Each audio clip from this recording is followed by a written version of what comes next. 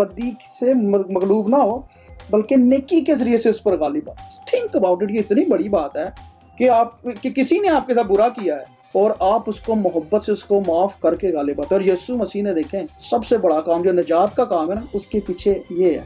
खुदावंत के साथ तो बदी की थी सब, खुदावंत को तो उन्होंने मसलूब किया, मारा, तमस्कर उड़ाए, बेइज्जती, साजिश है जी। कितनी बदियां देखो, कितनी बुराइयां कर रहे हैं।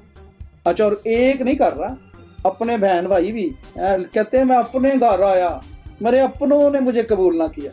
लेकिन अगली देखे जो मोहब्बत से गालिब, मगर जितनों ने उसे कबूल किया उसने उन्हें खुदा के फर्जंद बनने का करा।